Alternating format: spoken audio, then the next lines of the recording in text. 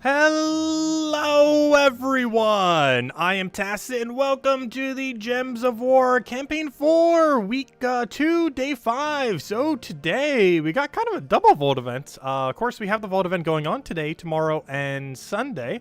However, we do have a bit of an overlap, which is relatively rare, of where we have a Battle Crasher and a Vault event. This is specifically only for today. All of today as well as for the rest of today, which is like, what, 6 more hours, 7 more hours, whatever it is until the reset time. But all of today, and still for the rest of it, we still have the Leprechauns that we had for St. Patrick's Day. They still give 100 gold, or 500 gold, I mean. And we have the standard Vault event, where you get to go farm, explore the locations, and quick kill a bunch of gnomes in order to get really great loot, the best loot in the entire game. Great time to be farming, definitely this weekend. But yeah, today specifically has the overlap between both, and this is perfectly fine because the gnomes do have priority over the Battle Crasher. So if you were to have gotten both simultaneously, you will instead get the gnome and not the Battle Crasher. So it doesn't actually hurt your loot, if anything, it just buffs your loot, of course. So really nice day to be farming, and you can still do the normal Vault event tomorrow and Sunday as well. But the Leprechauns will be done after today, since that was mostly just for St. Patrick's Day, of course. But the Vault event's the rest of the weekend. Anyways, obviously, we're going to mostly be grinding that for the entirety of this stream. Though before we do have a shiny orb through the Ward event, if I'm not mistaken. So hopefully this is just a random power. My luck today has been absurd. So if we could just hit a power right now. Oh yeah, I forgot. Here's our keys, by the way. We also got absurd luck in the other game that we were playing earlier. We hit a 10%. So let's see if we can hit a 1% in this game. You know that you want to hit that power. Come on, power. It's still good. Can't complain about a major purple. That's not a power, though. But anyways, we're done with that now. Still a good drop. What's purple? Like 20%? 25? I can't remember. But it's still not too bad. Anyways, actually, you know what? Let's go clear our dailies first. We got some deeds and stuff, just so I don't forget. I'm set to HP just because we kind of need it for the other thing. But let's go set to pure HP. Go clear out our dailies real quick. Double check if we even have a pet that's needed. Do we have Yeti? I'm pretty sure Yeti's maxed. And then we'll go do a bunch of gnome grinding. Lots and lots of loots. Actually, you know what? This is such a low level, we can actually keep using this team. So this is the team that we're currently farming with. Of course, ever since Ironhawk came into the game, he's been absolutely absurd for being able to clear out these areas. So any kind of like really low range where you can kill with like 20, 25 damage, it is the quickest kill in the entire game. So much so, it can actually kill Explorer in about 6 times per minute, which is obviously extremely fast in the main method that we're going to be doing for farming the gnomes this weekend. Otherwise, if you don't have that, using a standard Rowan to Mirage Queen and Leprechaun is still perfectly fine. It gets about 4 wins per minute, plus you can level up your hero class, which is pretty important to be doing. 500 glory already. Of course, because of all the gnomes, we'll have to switch to Phoenicia now since we won't be able to for that. Clear out everything we need to go do with Phoenicia and then go from there. But anyways, hello everyone! Hope all of you have been doing well and hope all of you have been getting lucky off the gnomes. Hello Scout, hello Isabel, hello hello English, hello Bill, hello Easy, hello Nightmare, hello Imperial, hello Cookie, hello Rogue again, hello John. Watch yourself where you were from the earlier stream too, or the earlier streams I should say. Hello, I think that's everyone, and hello everyone else who has not said hello. Welcome. Hey, we'll go throw that down.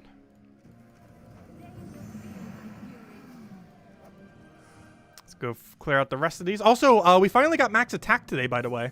We did that the previous stream. It wasn't in the title, but it is something that we ended up doing in the earlier stream. We finally got the last 2 attack kingdoms that we didn't have, which were Sinner Mirage and Forest of Thorns. We now have the highest possible attack in the entire game.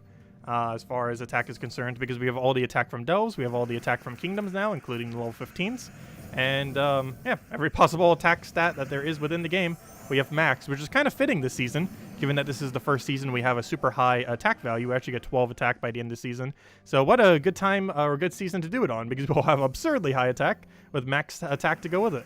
Obviously, it doesn't make too huge a difference to extra attack, but if nothing else, it will help Iron Gut in some situations. In any skull-related team, it will help pressure a little bit more. Attack technically doesn't gain any value unless it helps you kill 1 turn quicker.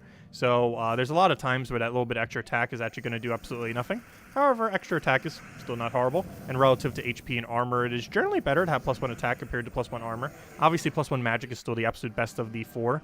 However, attack is generally a little bit harder to get up as far as stats are concerned, so being able to get a whole +1 for it is technically slightly better than HP and armor, even though they both have their own unique uses, every single one of them.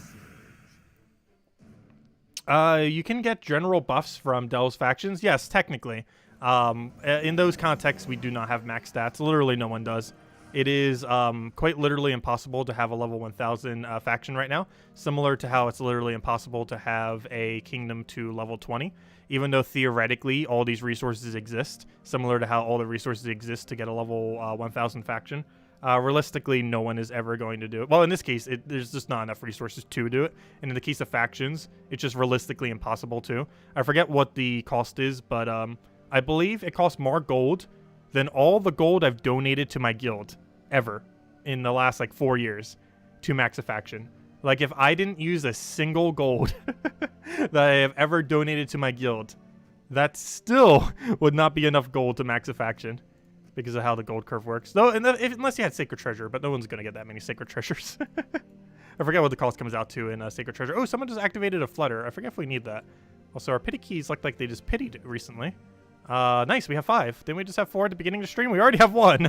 Plus 1 already. Nice. We found that many gnomes already? I guess so. There we go. Because you can find them off the daily and everything. Anyways, what have we not done yet? Let me go clear out dungeons. That will then trigger the Flutter. I believe I have Flutter max, but we'll double check just in case. Hello, Mr. Jesse. Hello, Corey. Hello, Bill. Welcome, welcome, welcome. I will throw that down. Get her head down there. Yeah, our luck has been pretty insane this week. We got a Epic Vault Key when it wasn't a Vault event earlier this week. We got another Epic Vault Key earlier today, as you can tell by the +1 all the way at the end. And in the Century Age of Ashes stream, we hit a 10% chance, which was pretty nice because it gave us a new dragon. But yeah, we've been doing pretty good on luck lately. I'll take it. This has been a really lucky week. Where's my lottery ticket? Been doing pretty good. And so far, Vault event, we're way above the curve. So far, we farmed for like 3 hours, and we have 7 Vault, or technically 8 Vault keys, one of which was epic. Not counting pity, of course. Hey, there we go. So is that every side thing until we can go farm? Oh, actually, what is this? Do we need it? No, we already have it max. We'll ignore the pet. Any pets I don't need, I'm just going to be ignoring this week. Because grind. What do we need here? I need this with HP. The reason we're actually doing it with HP, someone brought this to my attention earlier. It's not too big a deal, but it does add up. What's his name? That's not the team I want. Where's my team? But our greed doesn't reach max gold with its current HP.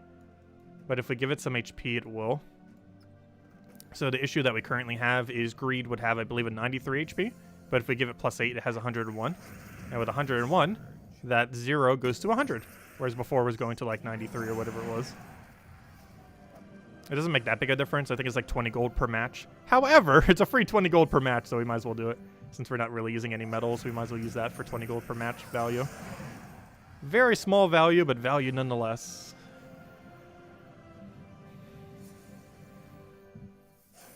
Hello, Steven. Hello, Scotty. Welcome, welcome.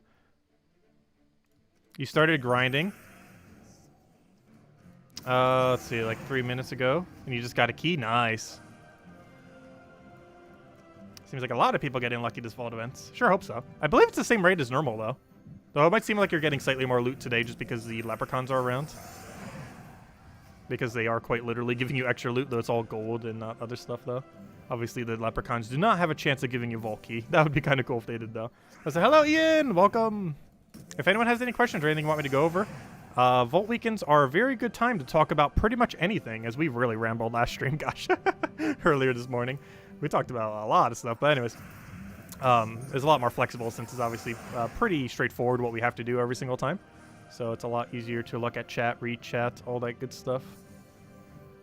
The only slight issue with how I have chat right now is I can see a small one right over there. But the problem is the one over there is bigger. So I keep looking over there, and the problem if I look over there is I'm talking in a direction that it doesn't go as well into the mic. Oh no, can you guys hear me as well when I talk like this? It's definitely lower than compared to if I talk like this. It's like the wrong direction. It might still work. Oh, so what am I doing? I just died. There we go. You had Burger King tonight? Nice. Yeah, those Impossible Burgers. They're good. They're really good. After a year of not having burgers, they taste just like a burger. Like if I didn't know what an actual burger tastes like, like that's, you just could assume that's a burger. They're pretty good.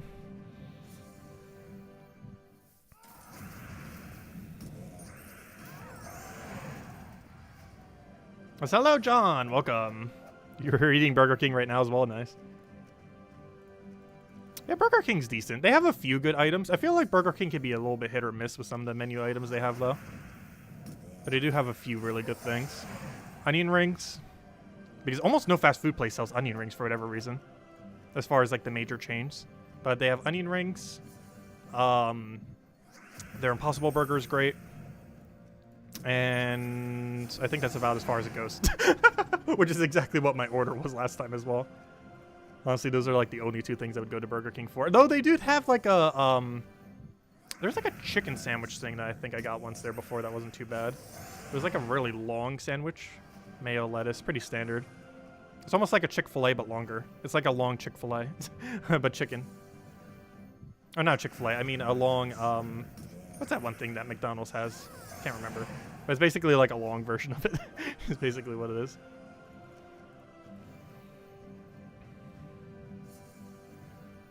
Oh, you just got your second Nisha medal. Nice. Wait, what level are you farming on? You can do Explore 12 if you want to, though, and higher Explorers. As far as quick rate, the few most popular locations is running Explore 1 with the team we're doing now, or with the triple Dust Devil team, or triple Iron Hawk team. So that's one. The other really popular one, of course, is Rowan, which you can run at 2, 3, or 4, depending on what your stats are, which is Hero with anything, which also allows you to level up Hero, followed by Rowan, Leprechaun, and Mirage Queen. And the third one that works really good for farming Gnome events, though it's the slowest of the three, but it also gives you pretty decent loot rate and token rate, is Phoenicia build. So you can run Phoenicia on Explore 5 or Explore 6, depending on what your stats are, and it will one-shot it, and it runs pretty much exactly like you do a Rowan build, except it has a higher threshold. Instead of being able to do something like 2, 3, or 4 Explore, it allows you to do 5 or 6, depending on what your stats are. But those are basically the three methods. So we're currently doing the lowest Explore method, which pretty much gives us like no tokens at all. However, it gives 6 gnomes per hour. Or sorry, 6 gnomes per hour. I mean, 6 wins per minute. Whereas Rowan build is 4 wins per minute, and Phoenicia build is about 3.5 wins per minute. So if we're looking based purely off of do we want to get as many gnomes as possible, this ends up doing it the best. However, we lose out on a little bit of other loot by doing so. Oh, so this one's closer to about 5.5 wins per minute. I'm using the Greed version right now, and the main reason for that is even though it requires 1 additional cast, it allows us to do 25 damage, which is pretty needed because whenever a gnome or a leprechaun replaces the legend, which has happened pretty frequently, especially with the leprechauns today, it might not be as big a deal as the other 2 days. But because of these issues, we kind of need that little bit extra damage. And if we have this set up, the only thing we won't be able to kill is the Mythic. But on every other battle, we will be able to insta-kill absolutely everything.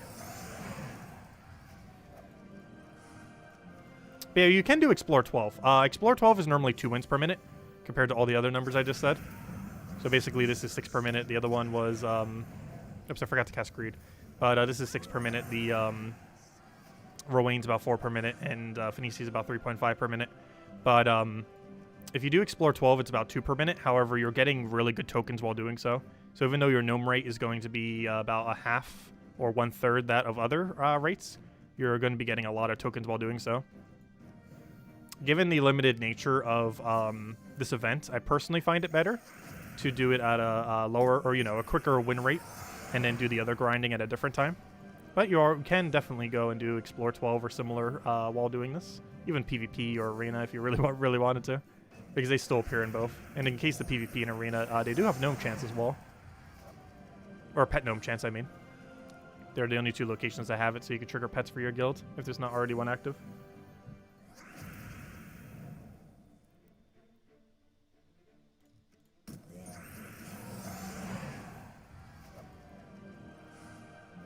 You're still trying to get your first Epic Valky? I know the struggle. We went absurdly dry on our very first one. We went way, way too dry. Hey, Valky, nice. But I think we went 4 Vault events without an Epic Valky. I think it was 4 or 5, I can't remember. It was a very, very dry. I think we were like 3 times, 4 times dry. Like we should have gotten 3 to 4 within the time. And we got 0 until we finally got 1. But this week we're doing absurd on it. We already got 1 before the Vault event even happened, which is exceedingly rare, and then 1 during it. Which means theoretically we got 2 this week. The only one during the event, which is why I only have +1 there instead of +2. Since technically the other one was not during this event.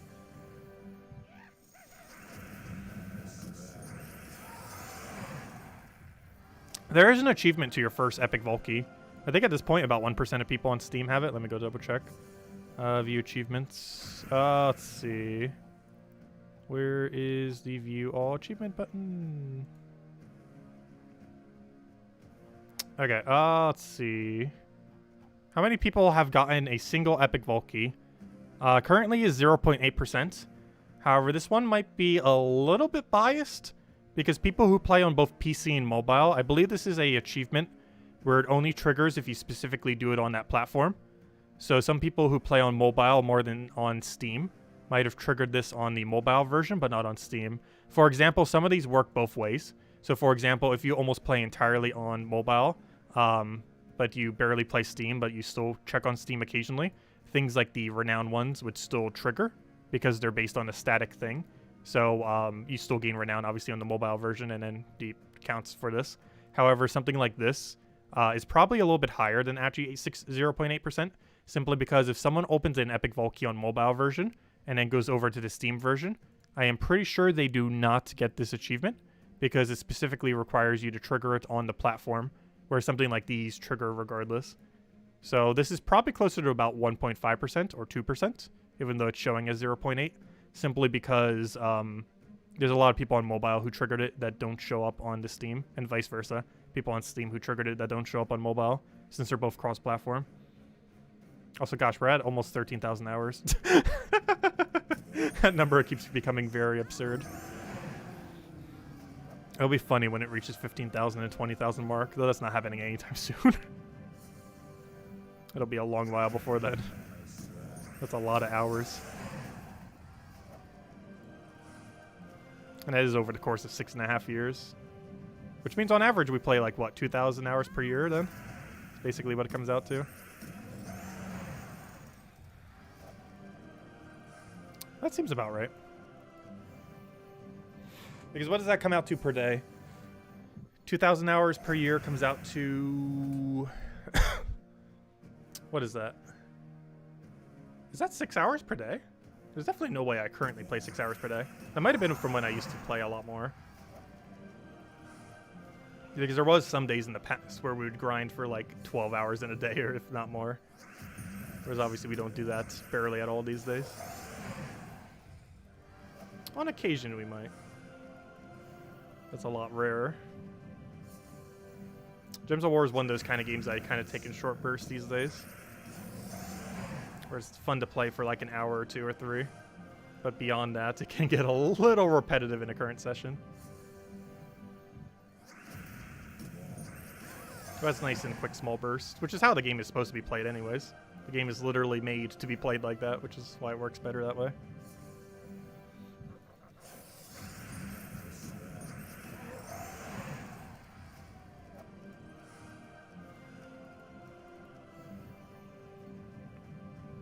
You get 10 Volkeys and 2 epic Volkeys? Nice. Congrats. Is it win an epic Volkey battle? Yes. You specifically have to go and open a epic Volkey and then win it. So winning it's not too hard. It's pretty much like a normal Volkey, I believe. I think it has slightly higher stats, but it's not that much higher. Like, even as a newer player, you could literally just kill it with Mang using Titan and you'd be fine. I could still solo the battle. Like, winning it's not the issue, for sure. The issue is obviously actually getting the epic Volkey. And I believe if you want to have the achievement on both PC and mobile, for anyone that cares to have the achievement on both, I'm pretty sure you need 2 epic Volkeys.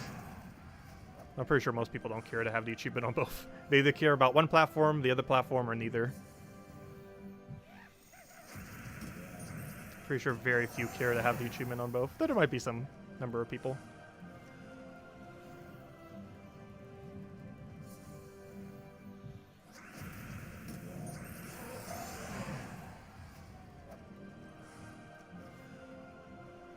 What's the Phoenicia build? It's the same thing as Rowan build, except you use Phoenicia.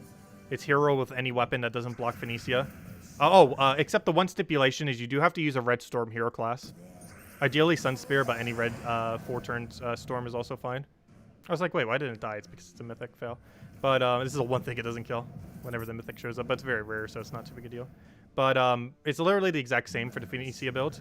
The only difference is you have to run Red Storm due to her boost ratio. And you have to use a different weapon to make sure it doesn't block her. And a different banner, obviously, to feed mana into her. But it's the same premise. You use... do I have the build? No, I don't have the build set up right now. But it's Hero with anything, but it has to have Red Storm, followed by Phoenicia, Leprechaun, Mirage Queen. It's the same premise as the Rowan build. You just adjust it to work for Phoenicia. It literally just replaces where Phoenicia is. Otherwise, it's the exact same premise, where you just immediately cast Leprechaun, then you cast Phoenicia, and then you win. Same exact premise. It's just an upgraded version of it that can kill further than Rowan. Assuming you have the stats for it.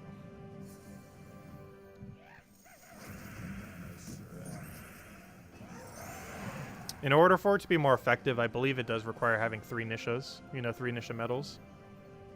It can be even more effective by fully maxing her, which we recently did. However, that takes forever. But you definitely want to have at least like 2 or 3 Nishas, because that substantially increases her damage. As triple Nisha is 24 additional damage for her to all enemies. Which is actually more damage than Rowan gets. Rowan gets, actually, never mind. Is it the same damage Rowan gets? Hold up, is it the same damage? Rowan gets 24 armor, which is 48 damage. Never mind, they're both the same damage. Oh, wait, no, it's not. Wait, math. Hold up. 24 times 2, 48. 12 times 4, 48. Yeah, it's the same damage. Just making sure. Except Phoenicia has a higher base damage. So it still works out in Phoenicia's favor.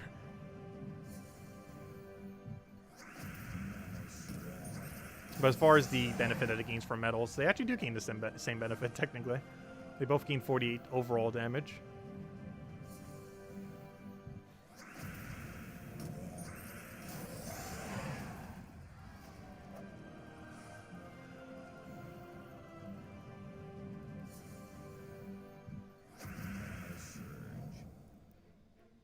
Yes, the best metal rate in the entire game is Explore 12, and personally I would only advise doing Explore 12 if your goal is to farm as many metals as possible. And the next best bet is Explore 5 or 6 with Phoenicia. However, that doesn't have any Nisha chance. And it's also a much slower rate. But for an event like this, it could work out pretty decently. But, yeah, Explore 12 is realistically the only location you really want to be doing it in. And there's a couple of reasons for that. One is it gives you pretty much all the shards, whereas every other mode gives you quite a bit less. Gives you the highest chance to get 3 medals. And it also gives you the highest chance to get Nishas and Anus, and the epic ones as well.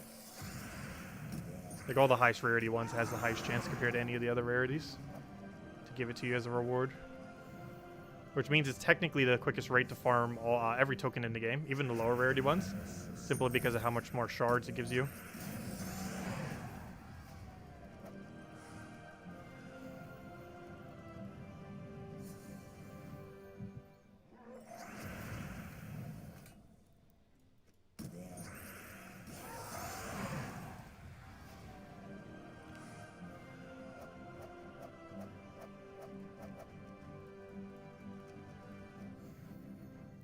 It's max level, then you go to White Helm and Explore 12. Yes, if you wanted to, right before the switch, you can switch over to a Explore 12 location, or even just use a different team for when you have it for the battle. There's a couple different ways you could go about it. Personally, I just tank it with the same team. Because it's normally not that much slower. Compared to the amount of time it would take to switch our team and then switch our team back, it almost doesn't seem worth it to switch it out. How is it Taco Bell? I did not get Taco Bell today. I was talking about it. We weren't actually going to get it today, though. We're probably doing it this Wednesday.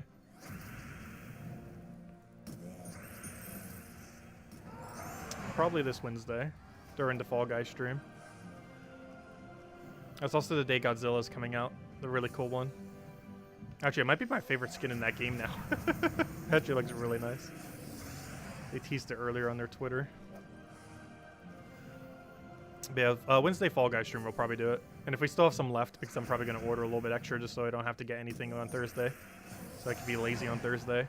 We'll probably eat some on the nightly stream as well. I'll probably do the 5-layer burrito for that, though. That retains a lot better.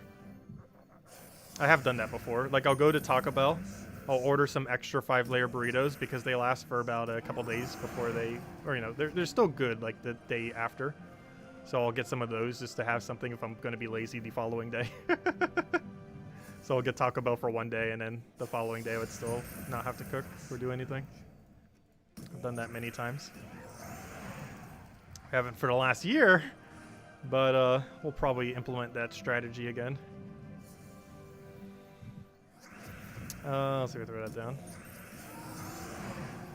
They're decently reasonably priced. Like 2 of them's pretty much a meal. Pretty beefy.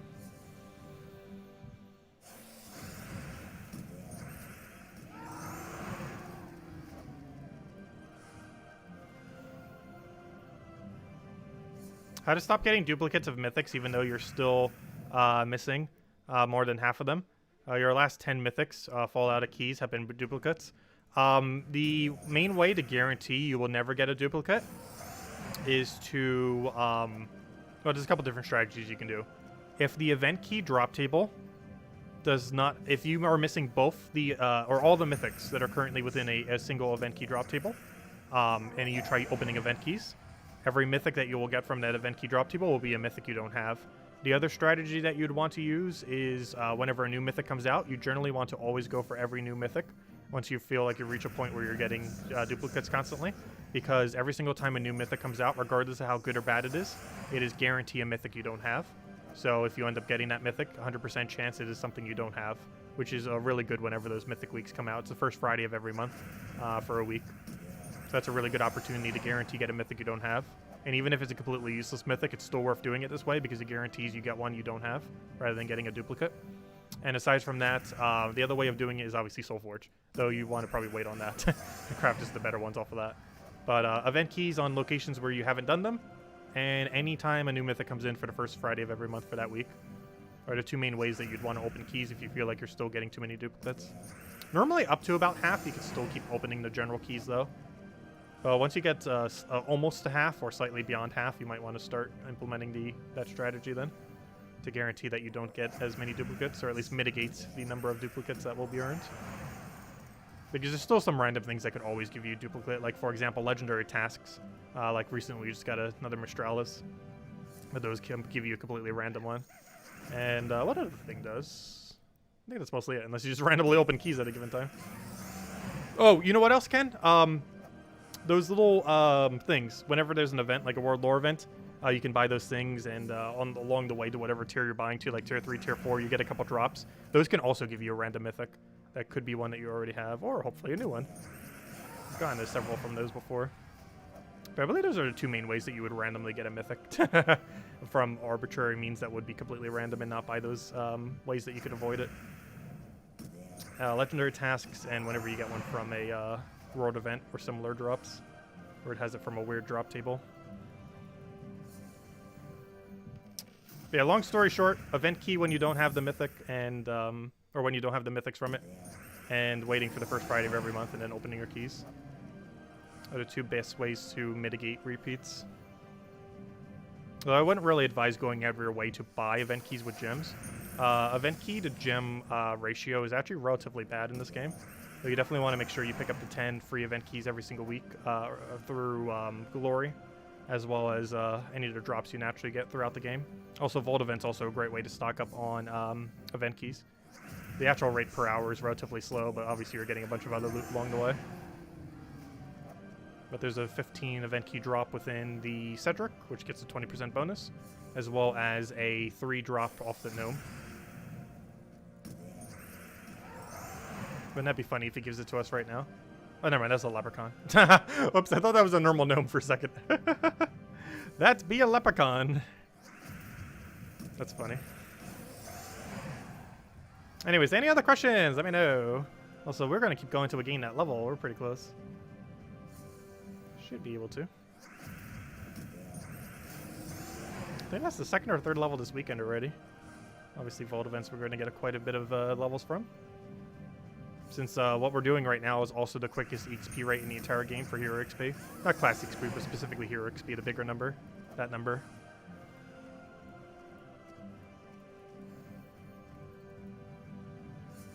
because this is about a 5.5 to 6 win per minute team right now. I think this particular variant's closer to 5.5. The triple Ironhawk team is closer to 6. But due to the Leprechauns today, we are sticking with this team. Tomorrow I might switch it to the other one. But for the rest of today, we're definitely using this one. And then once the Leprechauns aren't around, we'll probably switch back to the really quick one.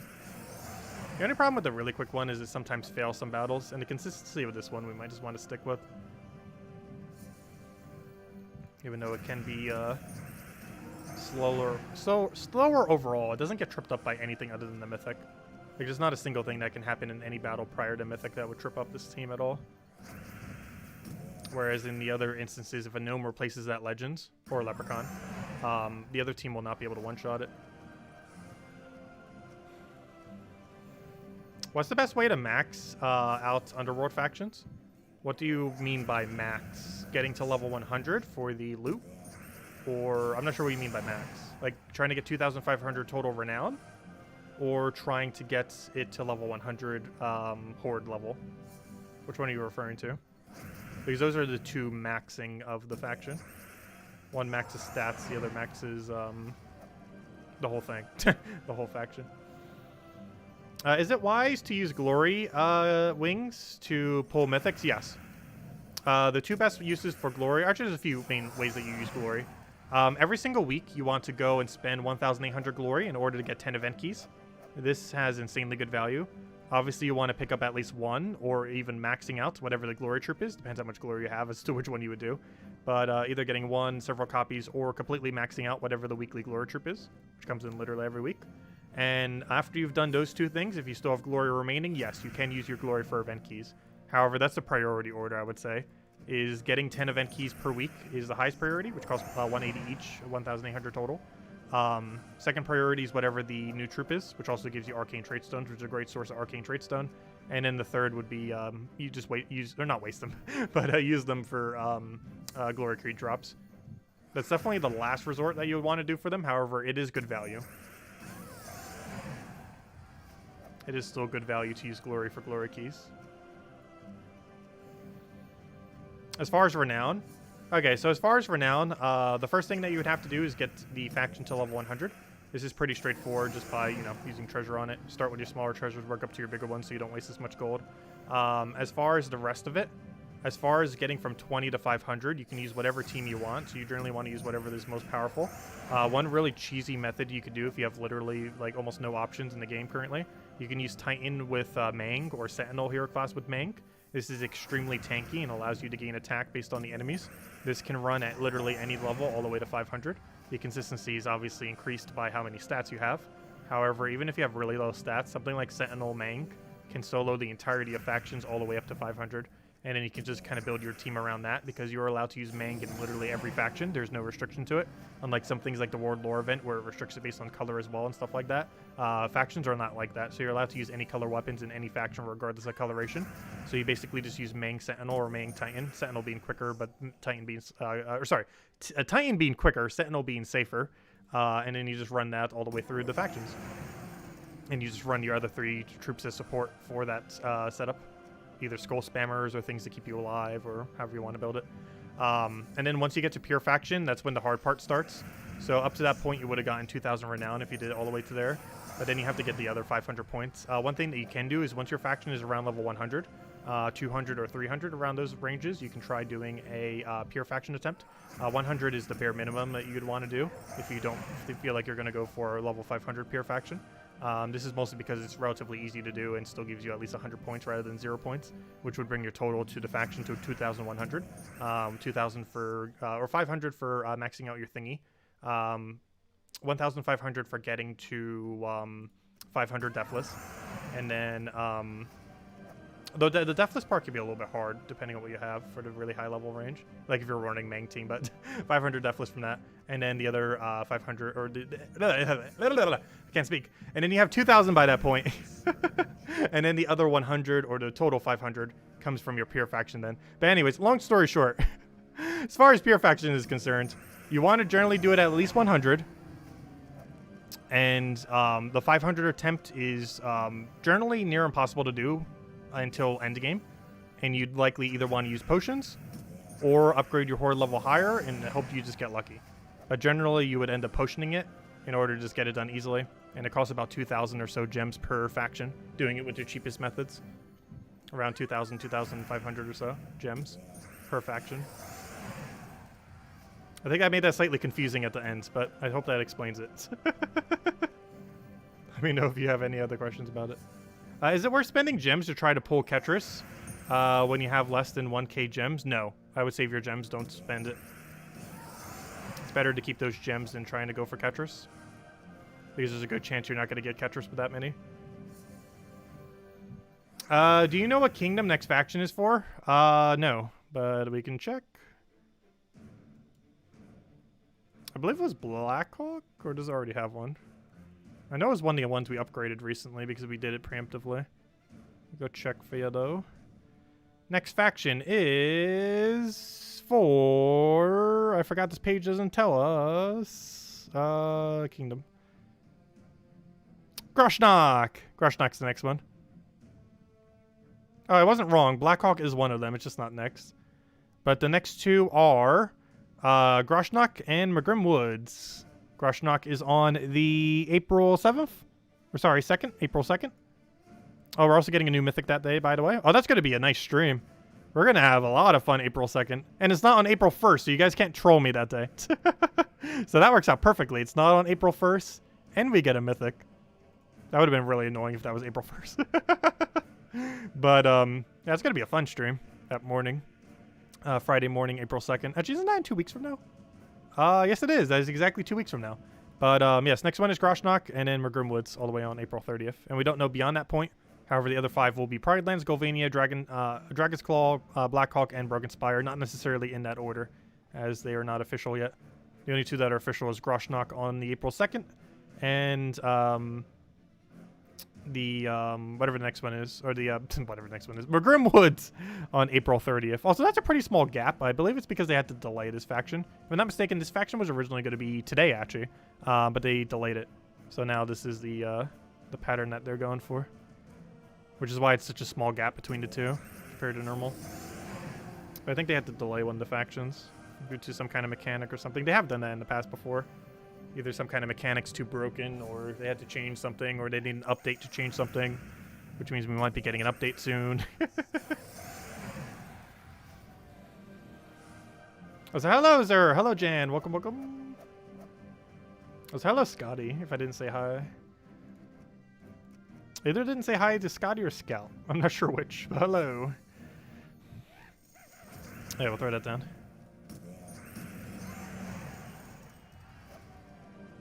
500 glory. Every glory gnome drops is insane. Always great to see. Oh yeah, there's a link to the website that we keep checking. Isabel just posted it. I normally just type it out manually, but yeah, Terran's World, great resource. These days, I probably use it more than any third-party resource by like a mile. There were quite a few other third-party resources I used to use quite a bit in the past.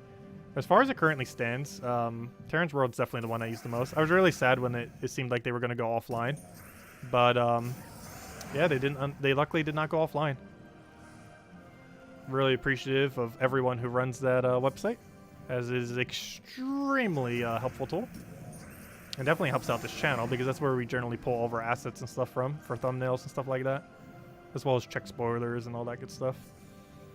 We reference it almost every stream.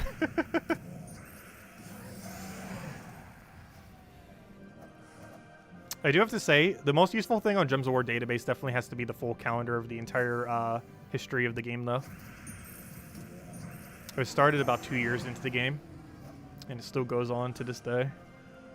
It's a very useful tool when you want to check when something happens. Not all of them are 100% accurate, though, but it's pretty accurate. And these days, something being a month off almost doesn't even matter. Like, if it happened in 2015 in March or 2015 in April, generally has almost no effect on anything. If it is slightly off, it gives a general sense of when it was, even if some of the dates aren't exactly precise. But most of them are accurate.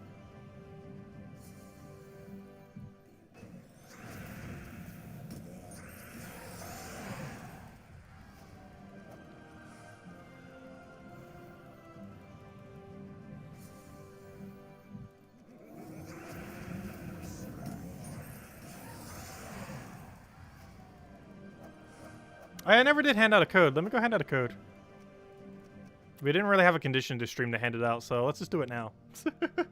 Random code for code's sake. If I can find it. One moment. Oh, I still have it open.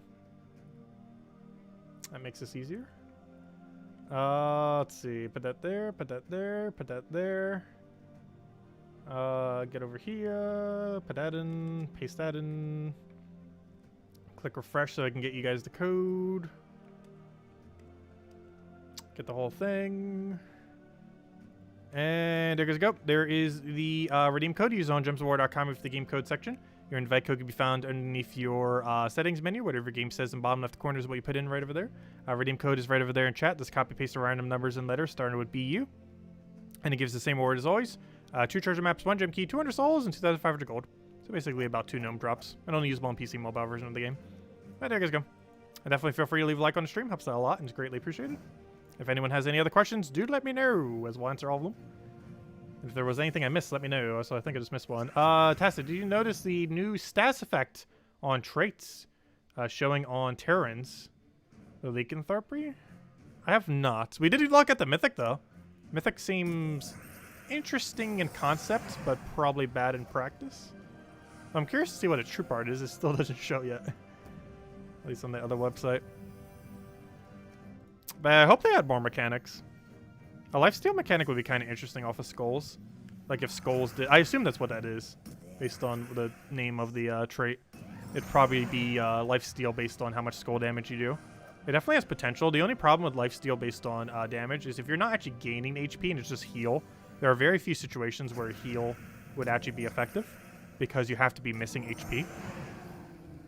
And it doesn't raise your max HP if it's just a heal. Which means it would be very, very rarely useful. Unless it also had like stone skin or something to go with it. And even then would still be very situational. Though it would be a cool concept of a trait. I just don't feel like it would realistically ever be usable. I'm not sure if that's what it is, but it sure sounds like that's what it is.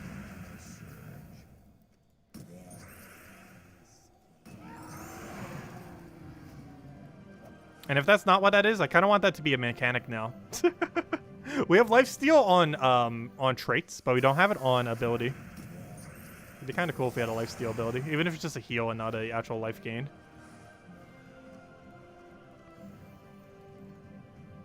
Because skulls do not have that mechanic currently, even though abilities do.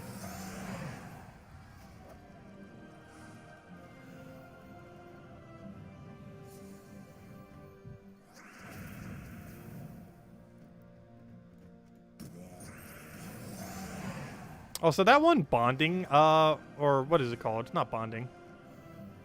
What's that new trait that they added like the other week or two ago? It seems so bad. However, the next Mythic is going to be getting a new trait that has 70% score reduction. And the reason why this is relevant is that 70% score reduction is not its unique trait. Which means anything can get it. Which means they might give a legend 70% score reduction at some point. Or some other Mythic 70% score reduction. Which, if a legend ends up getting it, that legend could have a lot of potential. It could beat a new Gorgolfa if its ability is better than Gorgolfa.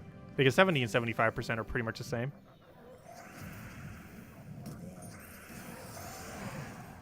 We currently have a 65%, but I feel like there's a bit of a noticeable difference between 70% and, actually, then again, never mind. That wouldn't be much of a difference, would it? Well, it depends how it rounds.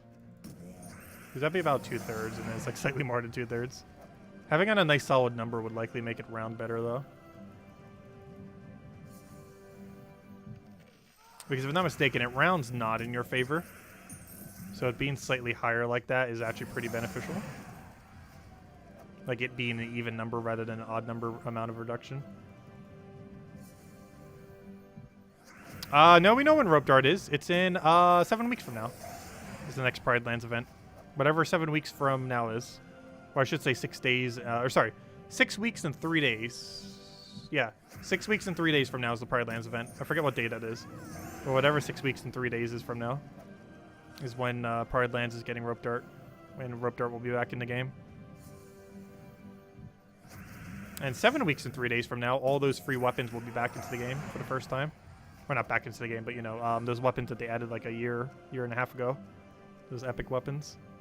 They'll all be obtainable for the first time for free starting 7 weeks, 3 days from now. And rope darts in 6 weeks, 3 days.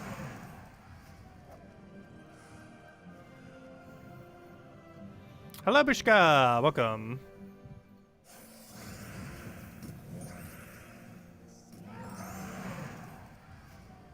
Yeah, it's early May. I forget the exact date.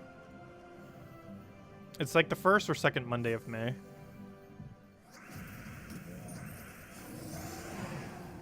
It is the...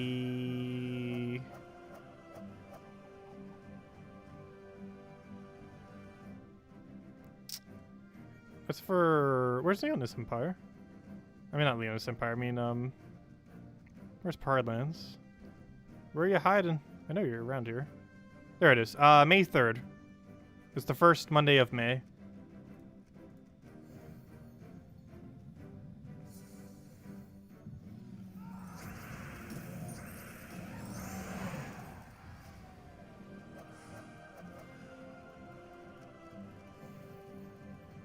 So yeah, that's really early May then.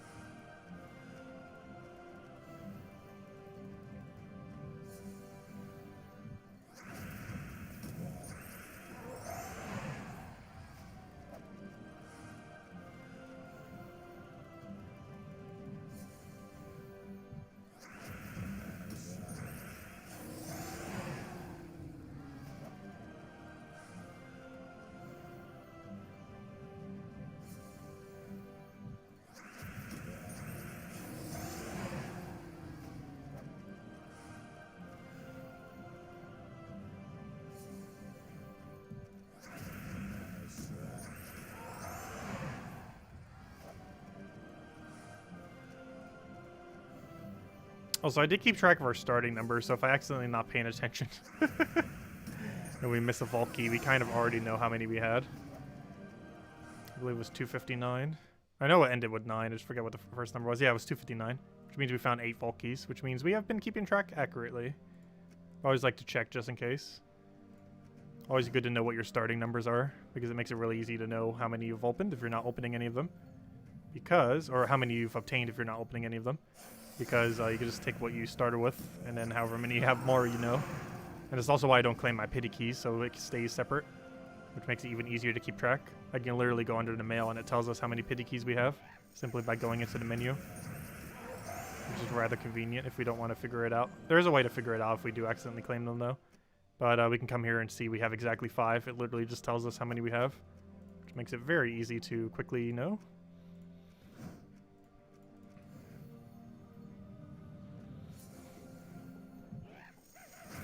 Oh, we got double gnome in a row. Can we see a triple? Or a quad? Or an epic vault key? That is very much none of those things. Hello, baby got back. Welcome. Oh, no. Not even a leprechaun.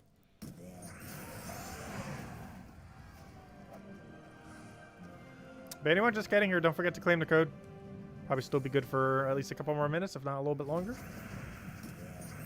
Handed out pretty recently, so it should hopefully still be good.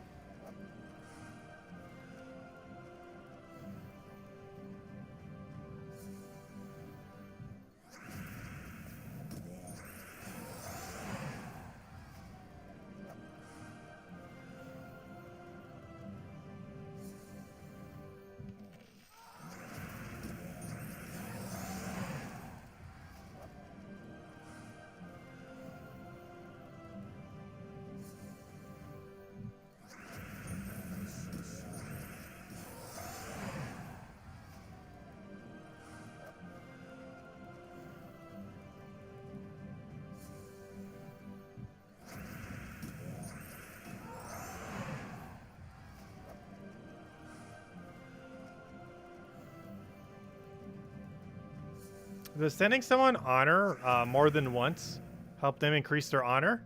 Or does it only the first time count? It has a really weird system that I'm not 100% sure how it works because people would have to data mine for it. But it's less effective to keep giving your same honor to the same person. I do know that. I believe it's also slightly less effective to give it to someone in your guild, though it's generally beneficial to give it to someone in your guild because, well, they're in your guild. But it is less effective to do so from a how much it helps bring it to the next thing aspect, And it also has diminishing return if you keep giving it to the same person over and over again. And there might be some other factors as well that come into play. So generally, if you're trying to give it to people in your guild, you can still do that. But you probably want to alternate between a few different people. And also, to my understanding, all three of them are valued the same. All three of these support thingies. Though having a diversity of the three, I'm not sure helps or not.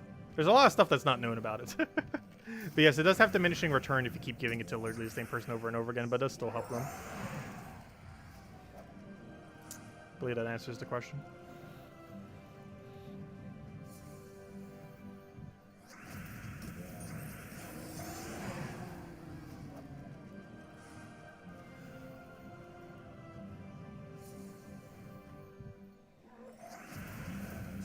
You're farming so hard you just crash the game. That can happen. That can definitely happen. I do advise resetting the game about every half an hour to an hour. No, we didn't do that this morning. We were kind of fine. It depends what method you're using to farm with. Like, if we're farming with a controller, we'd have to reset almost every half an hour. But if we're doing it with mouse and keyboard, well, actually not really keyboard, but if we're just doing it with mouse, we'd probably want to reset it about once every 2 or 3 hours. We didn't this morning, but it takes longer for it to start to lag a bunch. It also slightly depends possibly on your computer as well, if you're doing it on computer. Not sure how much it lags on mobile. But I know for sure that controller on PC lags the most. It's also the quickest way to win, but it is also starts to lag the game over time. They only really have partial support for controllers for this game. There's a lot of bugs with controllers that they kind of said they're kind of never going to get around to bothering to fix. And almost all of them are, unfortunately, are not beneficial bugs. They're all pretty much detrimental ones. They're generally like not like so bad that like they're game breaking, but there's definitely a lot of controller bugs in this game. One of the most annoying ones being that it lags the game like crazy if you're playing very quickly for a long duration of time. Which I find kind of odd, because if you're playing on console, I don't believe you have the same issue. But if you're playing on PC with controller, it does have that issue. Which is kind of weird. That it can work perfectly fine on a console, but doing the same thing for PC makes it bug out a little.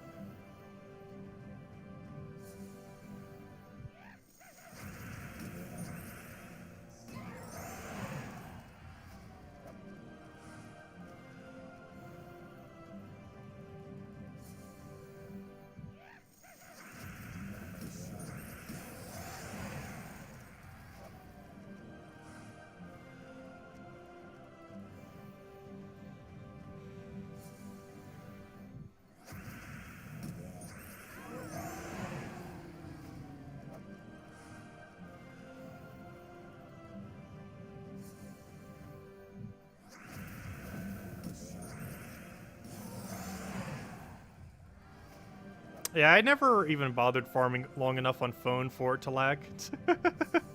I don't have the greatest of phones, but I've never bothered playing long enough that it would ever start to lag the game. If I'm playing on the phone version, I'm normally using it for tributes or just to play a few matches real quick. I never grind on phone.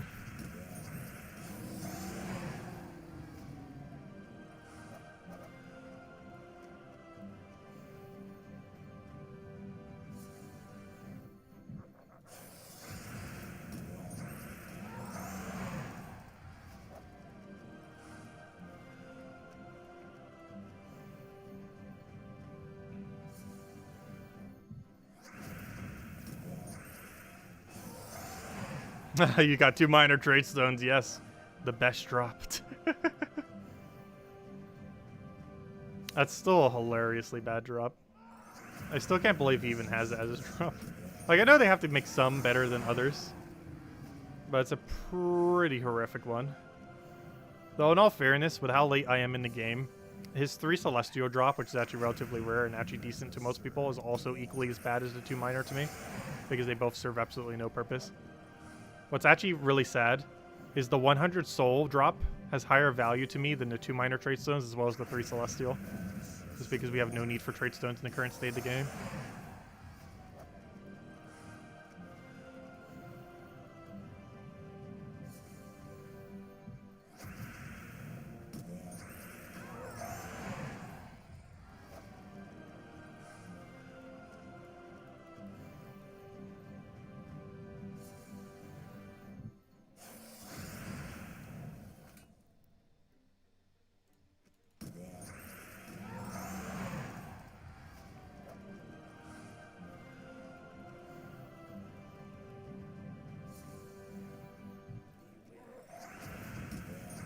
Yeah, Isabel's been grinding almost all day. Actually, she might literally have been grinding all day. I'm not sure if she slept.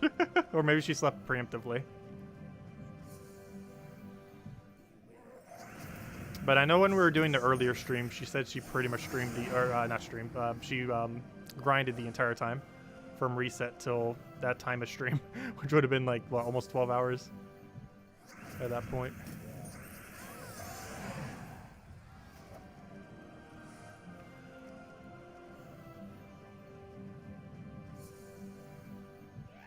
Wait till you have to trade all those heroes in the upper world. I think we'll manage. We have over 1,000 Celestials.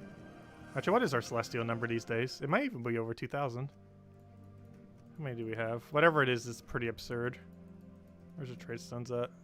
We have 1,810 Celestials. I guess we do need more Celestials. We need more Celestials, so we have over 2,000.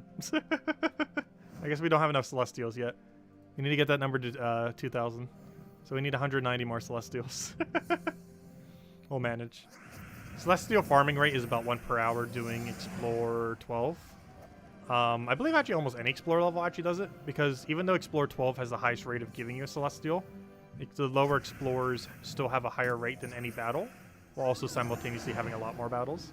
So we're getting 6 attempts of it per minute, whereas even though we have a higher rate when doing it on Explorer 12, you're only getting 2 chances per minute. So I think the drop rate almost comes out to the same. I'm pretty sure it is higher for Explorer 12 overall, though. But it's not as big of a difference as it may seem, just because of how quick this goes. But yeah, Celestials farm at a pretty slow rate. They can be a little bit of an annoying resource as you're progressing through the game. However, you do eventually reach a point where you have more Celestials than you could ever imagine using. And we are way beyond that point. They could add a weapon that costs 1,000 Celestials and it would barely dent our pile. Well, I guess 100 wouldn't dent it. 1,000 kind of would, but we could almost do 1,000 twice.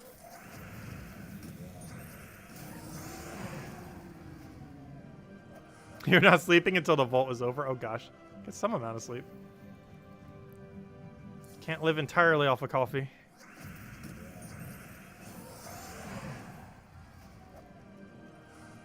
There'll be more vault events. There's one like every 6 weeks, approximately.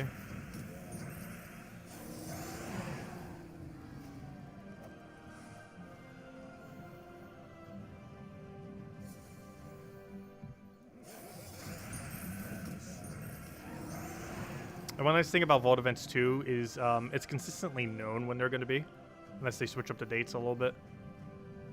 But generally it's known ahead of time when a vault event's going to be, so you can kind of plan accordingly if you use third-party websites. But the date for this one, I believe, did get shifted. But generally, like 8 out of 9 times, I guess like 9 out of 10 times, they generally don't shift the dates. Like only 1 or 2 per year are really going to get ever shifted normally, if any.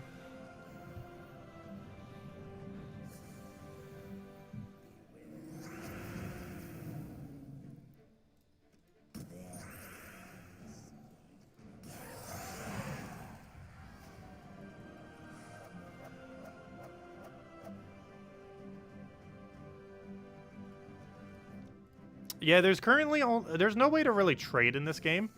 The only way you could trade is gems. However, it'd literally just be better just to give someone money. because the money to gem conversion through gifts is extremely bad. Compared to literally just giving them the money.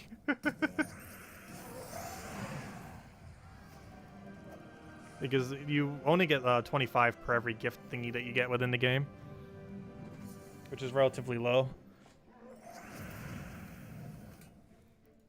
And that's kind of the only way that you can do trading.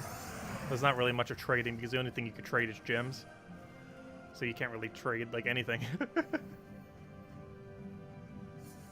And you wouldn't lose money from trading gems for money. Like if you went to someone guilds with like 20 guildmate gifts and bought the thing, you would lose money because it costs more than 20, or you know, you'd get more gems from spending 20 gems on gems than you would from someone trading you the gifts and giving it to someone. The only way you could possibly real-world trade in this game would be if you obtained a lot of free gifts, like the ones that you get from VIP 6, and that's it. That's the only way to get them actually for free. But if you got a bunch of those triple gifts from VIP 6, and then tried selling someone gems by going to their guild or having them come to yours and then giving them a bunch, and then try selling it that way.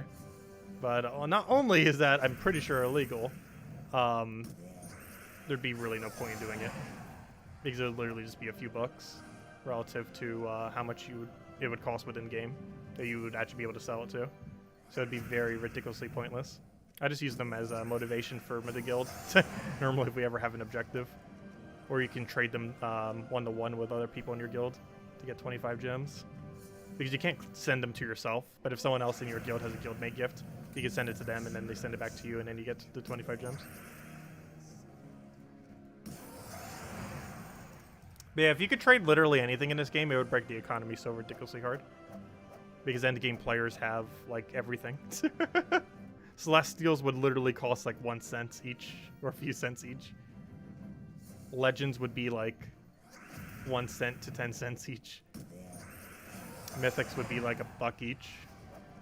Currently, they sell them for, like, 50 bucks each. Like, the economy would be so absurdly broken, so absurdly quick. Their monetization for the game.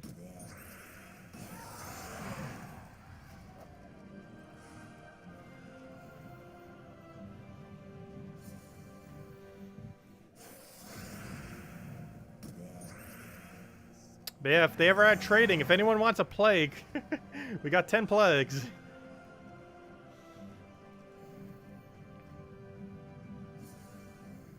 We can trade out 6 and still have the max amount.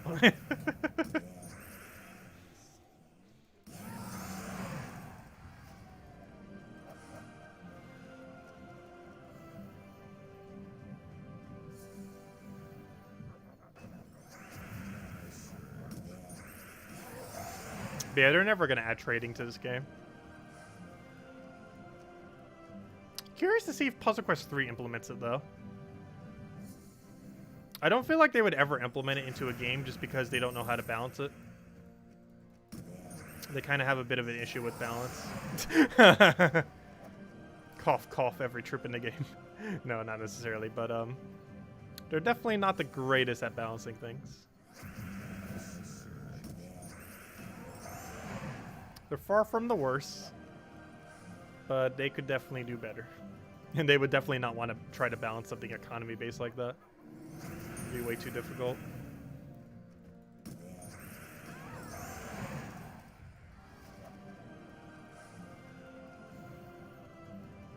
Though if they were to do it with Puzzle Quest 3, they're probably going to do it with weapons. Pretty much everything that's going to be monetized, I'm almost guaranteed, is going to be weapons in that game. Like, if I had to guess, 80% of the monetization for the game will be weapons, due to how Puzzle Quest 2 worked, and they're almost guaranteed taking that mechanic. Because we know from the logo of the game, it's going to use 5 colors, which means it's going the Puzzle Quest 2 route, which is 5 colors and an action, most likely, and skulls, obviously. Unlike Gems of War that goes 6 in the skulls. Because Puzzle Quest 1 had 4 colors, where the other 2 was gold, EXP, and skulls. Puzzle Quest 2, which is likely the way that they're going to be going for Puzzle Quest 3, had 5 colors, which is confirmed for Puzzle Quest 3, as well as an action command and skulls. And the good chance Puzzle Quest 3 will go down that route, which means they're going to have that similar weapon system, which means they're going to monetize it and grind it like crazy. Which I wouldn't really mind, because it's honestly a pretty fun system. If you can make really customizable min-max weapons, would be a lot of fun. I had a lot of fun with it with what's it called? Hyrule Warriors Age of Calamity had a system that was kind of like that, except it wasn't monetized. It was just you buy the game and then the system's just in the game. But it seems like they're kind of going to go down that route. Not exactly how that game did it, obviously, but to a somewhat similar degree. Where it becomes the main thing that they can monetize. Because let's say that Hyrule Warriors was made by like something like EA. That's how they would monetize it. Based on that game. They would go for the weapon. Because it would be the most monetizable thing within this setup. And Puzzle Quest 3 is going to be the same way. Most likely. It hasn't been confirmed though. Because I can't really think of much else that they could heavily monetize. Unless they have like EXP boosters. Not a huge fan of that, because it makes you feel like you have to grind at a certain time. Like, permanent boosters I don't mind, but temporary ones I'm generally not a huge fan of. They're useful when a game first comes out, but during the longevity of a game, I feel like I almost never use them. They're really good for, like, the first month that you might play a game, but I feel like almost every game that has it, I never use beyond the first month. Like, when we started our Switch account, we did it. For Gems of War, the Switch account. For Century Age of Ashes, obviously, during the beta we did it. But they gave it to us for free, so obviously we would do it. But overall, beyond the first month of the game, I really don't feel like boosters are a good strategy for games. I know I personally don't touch them beyond the initial grinds. And the only reason they're useful in the initial grind is because they just help speed things up when you're first getting into the game.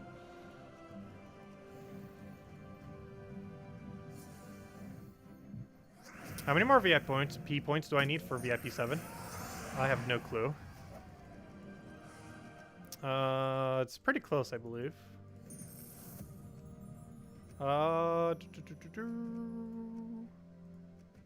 Yeah, it's literally just 50. Which is, how much is 50? 25 bucks? Less? I'm not even sure. How much money is via 25? I mean, how much is 50 VIP points? It's like 10 bucks, isn't it? Math. Yeah, it's 10 bucks. I literally would only need to spend 10 bucks. Wait, what do I get if I spend 10 bucks? Is it even worth it? We get 10% EXP for spending 10 bucks. That's literally $1 per 1% of EXP gain. Is that worth it? Oh no, is that worth it? I don't feel like it is. This technically would be that much. Though it's not the really good one, though. I did the one that isn't as good. If that was, honestly, if this was the good one, I would actually consider getting it. Since we're actually that close. But it's not the good one, so we won't. But if that was the triple VIP or Vault Key one into 50 gems, I might have considered doing it. But it's not.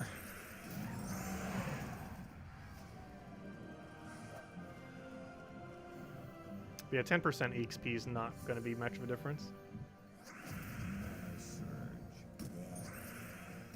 But does that up over time? Doesn't that hero have a 10 EXP too? There's some heroes that give you like 10% extra EXP. Which is the same equivalence.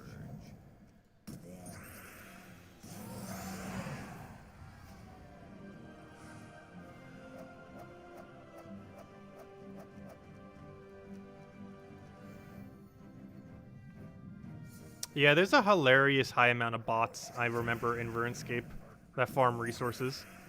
Because it's a MOBA that basically never dies, a lot of the resources within the game can actually go for real money. So some people literally just have like bot farms farming up resources.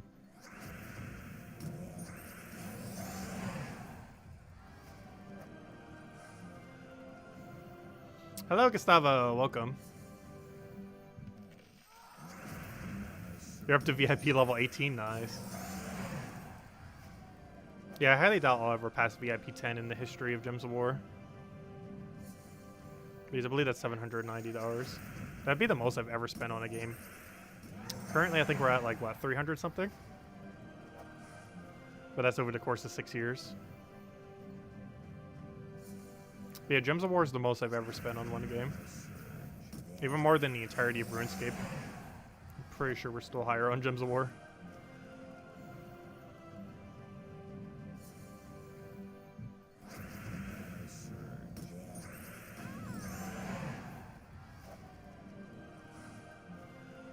I couldn't ever imagine myself breaking over 1,000 on a single game over any duration of time.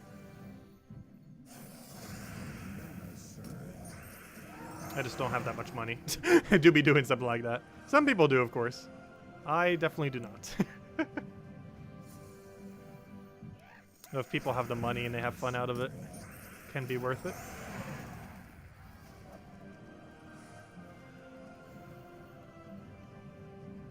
I find it more fun trying to play free-to-play in free-to-play games, just to see how much you can break the economy by it without actually spending money. And then if you feel like supporting the game, you can.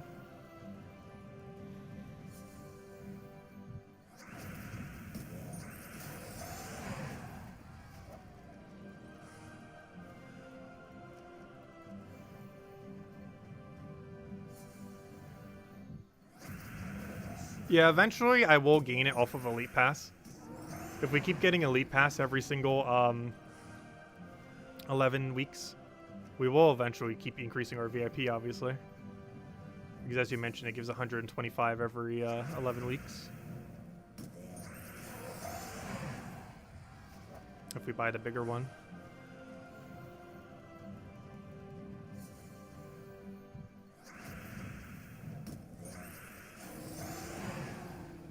But anyways, does anyone else have any other questions? Otherwise, I'm probably going to be calling it a night.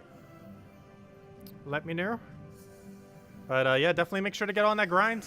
If you still want to get the Leprechaun plus Gnome grind, you still have 5.5 more hours today to do that. And then all of tomorrow and all of Sunday will be just normal Gnomes, which is perfectly fine. Obviously, you don't need the Leprechaun. But for the rest of today, the Leprechaun does give you a little bit extra loot, because every match that you don't have a Gnome gives you some free gold. So you got 5.5 more hours for that, and 48 more hours for the normal Gnome event, which is still insanely good, and 100% should be grinding if you have the time. These guys give insanely good loot. As he says that, as I say that, he'll probably give like his worst drop. Come on, let's see Epic Volky. I gave his mid-range drop. Could have been better, could have been worse. I'll take it. But anyways, guys, as far as our plan for this weekend, I will not be doing midweek or midday streams this weekend. The plan is pretty much we're just going to be doing our normal nightly stream. I have some stuff I need to catch up on this weekend, so I'll still try to grind the Vault event if I can here and there off stream. But as far as actual streams that we'll be doing, it'll just be the standard nightly streams at 8 p.m. Eastern Standard Time, an hour and a half prior to now tomorrow, as we do every single night. And we'll be grinding out the Vault events and messing around, chatting, answering questions, all that good stuff. We'll have mark redeem codes as we always do, of course. But that's pretty much the game plan. And then as far as other stuff, we'll have the event video up on Monday, going over everything. And Fall Guys Season 4. As far as midday streams, we'll be doing that Monday, Tuesday, Wednesday, and possibly Thursday. I'm not sure on Thursday yet. We'll find out as the time gets a bit closer. But anyways, guys, that's the game plan. Catch you guys later. Thank you so much for stopping by. Best of luck with the Vault event, and I will catch you guys later. Have a wonderful weekend. Goodbye, everyone.